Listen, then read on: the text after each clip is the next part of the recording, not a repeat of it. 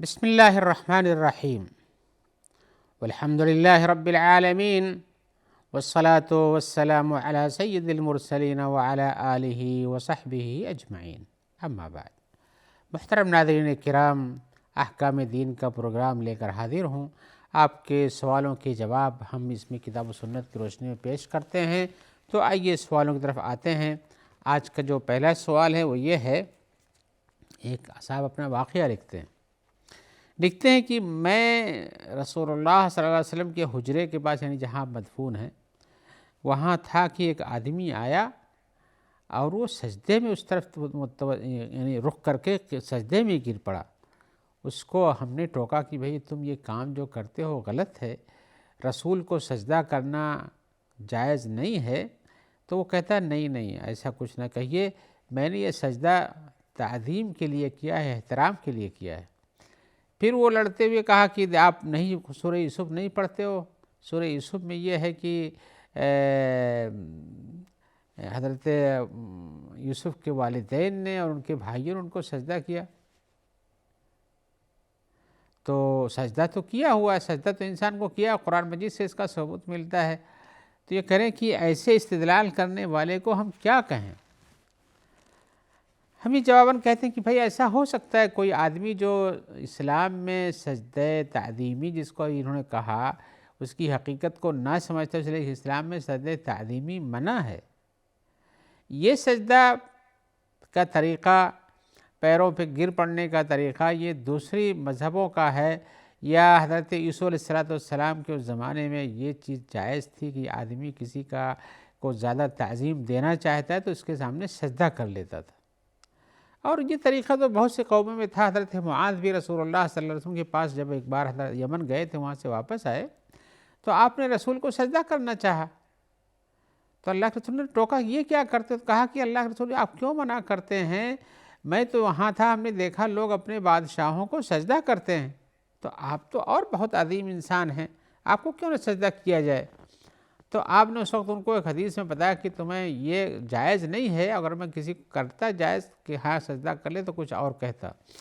تو اب یہ سمجھ سکتے ہیں کہ یہ سجدہ تعظیمی جس کے لیے اس نے دلیل دی حضرت یوسف علیہ السلام کے عمل سے، ان کے بھائیوں ان کے والدین کے عمل سے، یہ درست نہیں ہے۔ اس لیے کہ ایسا اگر کوئی اس وقت کرتا ہے، کسی انسان کو سجدہ تعظیمی کرتا ہے، تو اس کو یہ کہا جائے کہ یہ سجدہ تعظیمی نہیں بلکہ یہ سجدہ عبادت سمجھا جاتا ہے۔ ہو سکتا ہے وہ دل سے یہ کہتے ہیں تعظیم میں سجدہ کرتے ہیں، لیکن یہ بات یاد رکھنا چاہیے کہ ہماری شریعت میں لوگوں کے تعظیم اور احترام کے جو طریقے ہیں وہ بتائے گئے ہیں۔ آپ کسی کے سامنے جاتے ہیں، ملنے جاتے ہیں، سلام کریں، اس سے مصافحہ کریں، گلے ملیں، تعظیم کرنا چاہتے ہیں اس کو دعا دیں، اس کے لیے اس کی صفات کو بیان کر کے اس کے بھلائیوں کو بیان کریں، یہ سب کچھ چل سکتا ہے۔ لیکن سجدہ کرنا، کسی کے لیے کسی کے سامنے جھکنا، یہ شریعت میں منع کر دیا گیا ہے۔ تو اگر کوئی شخص آتا ہے اور ایسا کرتا ہے، اس کے لیے دلیل دیتا ہے، تو یہی گمراہی کا راستہ ہے۔ آپ دیکھیں گے کہ بہت سے لوگ ہیں اپنے پیروں کو، فقیروں کو، ولیوں کو جنہیں زندگی ہی میں سمجھتے تھے، ان کے سامنے بھی گر پڑتے ہیں، ان کے پیروں میں گرے پڑے رہتے ہیں، دیر تک رہتے ہیں، وہ سر پہ ہاتھ پھیرتا ہے، اس کے بعد اٹھتے ہیں اور کچھ دعا دیتا ہے پھیرتے ہوئے، یہ سمجھتے ہیں کہ ان کو ہم نے تعظیمی کیا ہو تو بھی عبادت کا سجدہ مانا جاتا ہے۔ لہذا یہ سمجھنا کہ یہ تعظیمی سجدہ تھا، حقیقت میں معنی کے حساب سے تعظیمی سجدہ نہیں مانا جائے گا شریعت میں، اس لیے کہ شریعت میں مجرد کسی کے سامنے سجدے میں گر پڑنے کو منع کیا گیا ہے۔ آپ چاہے تعظیمی سجدہ کہیں، چاہے عبادت کا سمجھا کہیں، احترام کی بات کریں، یہ سب قابل قبول نہیں ہے۔ دلیل کیا ہے؟ دلیل یہ ہے کہ رسول اللہ صلی اللہ علیہ وسلم کے سامنے جب حضرت معاذ آئے تو حضرت معاذ نے کہا کہ میں آپ کو سجدہ کروں، اس لیے کہ ہم نے دیکھا ہے کہ وہاں کے لوگ اپنے بادشاہوں کو سجدہ کرتے ہیں۔ تو آپ نے کہا، اور اس وقت کہا، لو کنت آمرا احدا ان یسجد لاحد لامرت المرأة ان تسجد لزوجها، اگر میں کسی کو سجدہ کرنے کا حکم دیتا کہ کسی اور کے لیے بھی سجدہ کرو، یعنی تعظیم میں گر پڑو، تو میں یہ کہتا کہ عورت کو اپنے شوہر کو سجدہ کرنا چاہیے، یعنی عورت کے اوپر جو شوہر کے حقوق ہیں ان میں سے یہ ہے کہ انہیں سجدہ بھی کر سکتی تھی، لیکن ہم نے اس کی اجازت نہیں دیا ہے۔ یعنی کسی بھی انسان کو، یہاں تک کہ جس کو کثرت سے اس کی تعظیم، آپ سنتے ہوں گے بہت سے مذہبوں میں آپ جانتے ہوں گے لوگ کہتے ہیں کہ شوہر بھگوان کا درجہ رکھتا ہے، بھگوان یعنی جس کی عبادت کی جائے، اور انہوں نے کہا بھی وہ یمن کے بادشاہ لوگ سجدہ کرتے ہیں، ان کو بھگوان مانتے ہیں یا ان کو بڑا مانتے ہیں یا ان کو اپنا رب مانتے ہیں، تو آپ نے ان کو منع کیا اس سے کہ ایسا نہیں کرو، تو گویا کہ آپ نے سجدہ تعظیمی کو قطعاً ناجائز قرار دیا ہے، یعنی رسول اللہ صلی اللہ علیہ وسلم نے۔ اور اگر کچھ گنجائش ہوتی تو آپ کہتے ٹھیک ہے کر لو، یا جھک جاؤ، جیسے پورا نہ صحیح جھک جاؤ، ایسا بھی نہیں، آپ نے اس کی بھی اجازت نہیں دی ہے، اس لیے کہ رکوع کرنا، سجدہ کرنا، تعظیم میں نماز کی طرح سے کھڑے ہونا، یہ سب شریعت میں منع ہے، جس سے آدمی کو پتہ چلے کہ عبادت کر رہا ہے۔ لہذا اگر کوئی نام بدل لیتا، جیسا کہ وہ کہتے ہیں ہم نے تعظیمی سجدہ کیا ہے، سجدہ عبادت نہیں کیا ہے، تو نام بدل دینے سے حقیقت نہیں بدل جاتی ہے۔ آج آپ دیکھتے ہوں کہ بہت سے لوگ سود کو کچھ اور نام دے لیتے ہیں، شراب کو کچھ اور نام دے لیتے ہیں، اور اسی طرح سے اور بھی چیزوں کے اور نام، یعنی شریعت میں جن ناموں کے ساتھ اس کو منع کیا گیا تھا وہ نام ہی بدل لیتے ہیں، کچھ اور نام رکھ لیتے ہیں، کہتے ہیں نہیں یہ تو شریعت میں وہ منع کیا گیا ہے جس کا یہ نام ہے، ہم تو اس کا دوسرا نام جانتے ہیں اپنے ہاں، تو یہ کیسے منع ہے؟ لیکن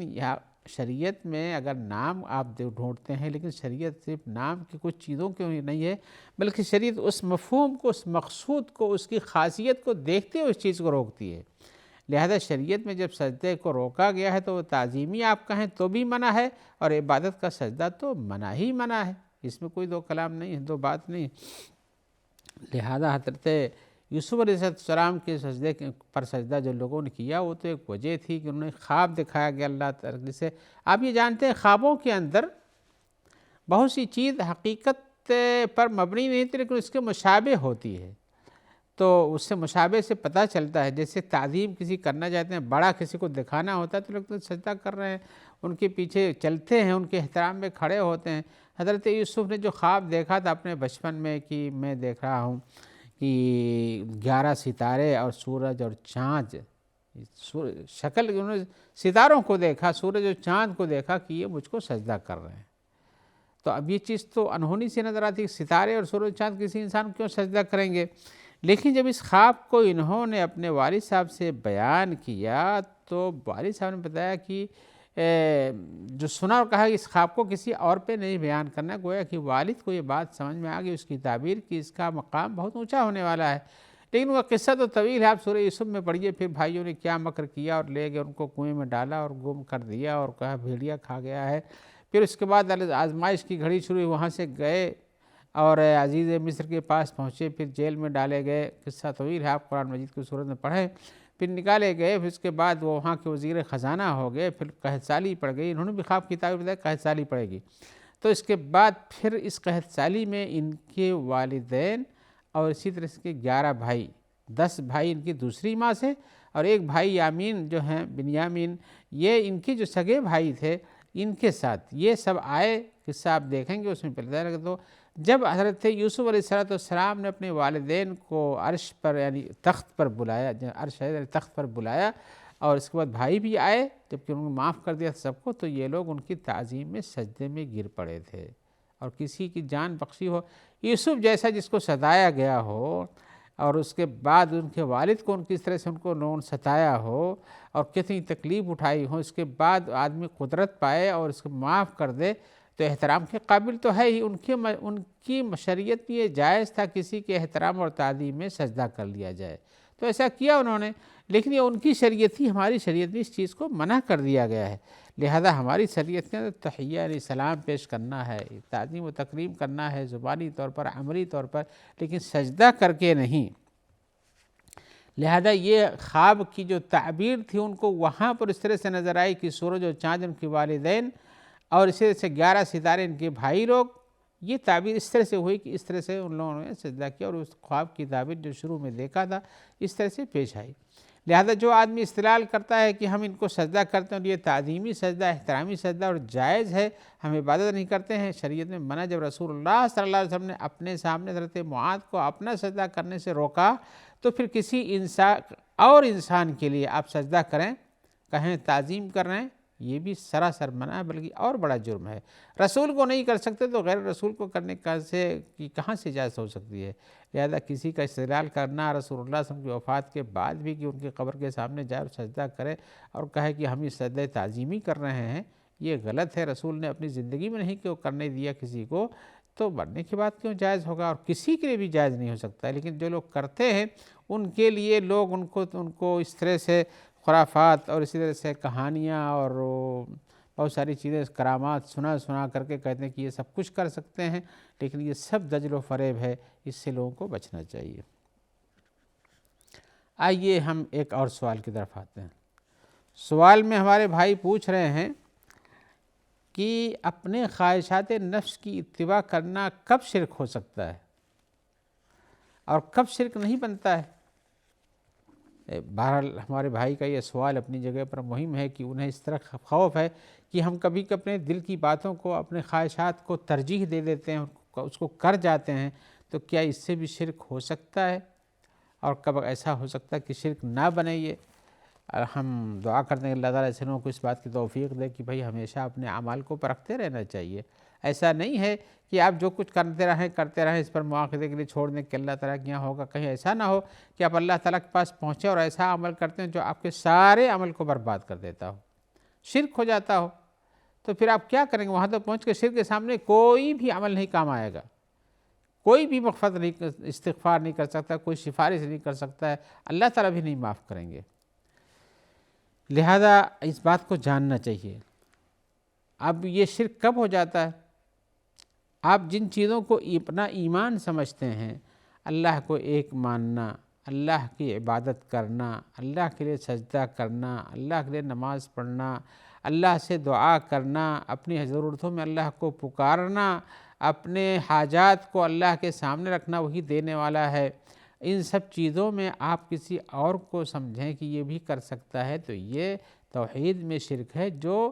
توحید میں یہ اس طرح کا کام کرنا، یہی شرک بن جاتا ہے۔ کسی اور کو ساجی بنا لیتے ہیں آپ، ایک نہیں اللہ تعالیٰ کو ساتھ کسی اور کو جوڑ لیتے ہیں کہ یہ بھی کر سکتا ہے، تو یہی خواہشات نفس جس کو ہم کہتے ہیں، یہی شرک بن جاتا ہے۔ اور جب آدمی اپنی زندگی میں شرک اور کفر کا کام کرتا ہے، شرک کرتا ہے اور کفر کا کام کرتا ہے، ان چیزوں میں جن کو دین نے صراحتاً بیان کر دیا ہے کہ یہ چیز حرام ہے اور یہ چیز حلال ہے، اور قرآن میں وضاحت اس کی ہے، لوگ آپس میں مسلمان جانتے ہیں کہ بھئی یہ چیز منع ہے، یہ چیز ناجائز ہے۔ جیسے مثال کے طور پر اپنے گھرانے میں اپنی بیوی سے کے علاوہ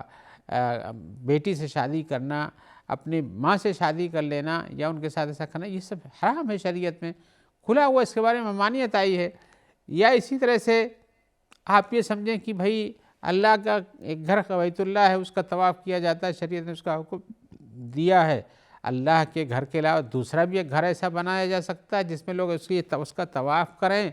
اور وہاں بھی طواف کرنے کا بھی ثواب ہو۔ یہ عمل تو کچھ ایسے بھی ہو سکتا ہے، جیسے ابراہیم نے اپنے ملک میں ایک اور بیت اللہ بنایا اور کہا وہاں مت جاؤ، یہیں طواف کرو، تمہارا حج ہو جائے گا۔ تو یہ سب کام جب کوئی آدمی کرنے لگے، اس سے جو اللہ کے لیے خاص ہیں، اللہ کی عبادت کے لیے خاص ہیں، شریعت میں اس کی تخصیص کر دی گئی ہے، یہی شرک و کفر کا کام بن جاتا ہے۔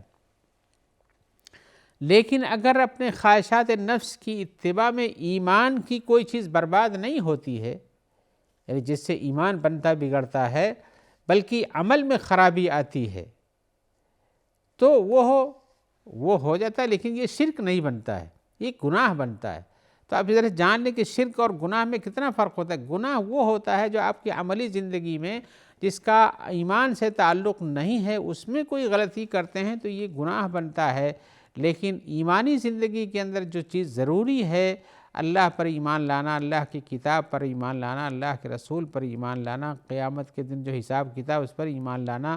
جنت و جہنم پر ایمان لانا۔ آپ ایمان میں جانتے ہیں ایمان کے کتنے شعبے اور بیان کیا جاتا ہے، اور ایمان بہت سے لوگ تو ایمان مفصل، ایمان مجمل اور کیا کیا سب یاد بھی رکھتے ہیں، لیکن ان کے اندر جو چیزیں بیان کی گئی ہیں، آپ سوچیں کہ ان کے اندر جو چیزوں کو بتایا جاتا ہے ان کے اندر آپ کسی اور کو مانتے ہیں کہ یہ بھی یہ کام کر سکتا ہے، یہ بھی اس کا ساجیدار ہے، وہی شرک بن جاتا ہے۔